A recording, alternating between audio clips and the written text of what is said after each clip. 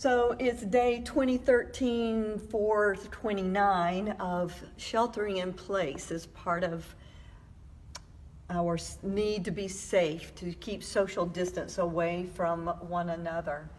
And, it's been said that sheltering in place really is a privilege, of being able to social distance is a privilege. And Charles Blow, in his article opinion for the New York Times, says people like to say that the coronavirus is no respecter of race, country, or class, that this disease is mindless and will infect anybody it can. But we know that isn't necessarily true, because it is a privilege to have the space to be able to safely shelter at home. Do you have a home that's large enough for the family that is living with you? Do you have a yard that is safe for your children to play? At Grace Presbyterian, we continue our prayer cast, and through this week, we continue our walk of our social justice stations of the cross. And this one that you see was created by Denise Yanaura, emphasizing the need for safe and affordable housing.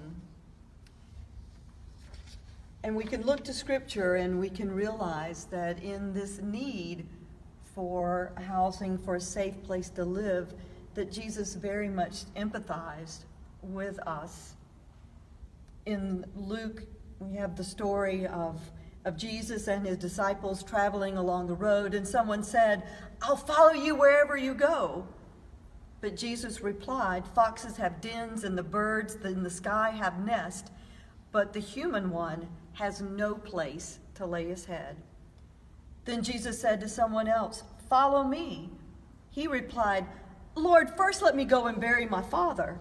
Jesus said to him, "Let the dead bury their own dead, but you go and spread the news of God's kingdom." Someone else said to Jesus, "I will follow you, Lord, but first let me go say goodbye to those in my house." Jesus said to him, "No one who puts a hand on the plow and looks back is fit for God's kingdom."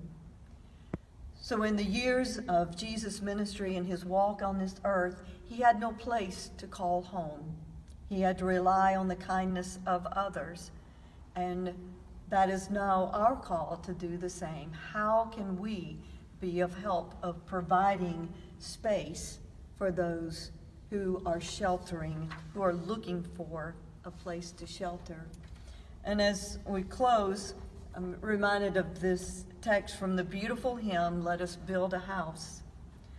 Let us build a house where hands will reach beyond the wood and stone to heal and strengthen, serve and teach, and live the word they've known.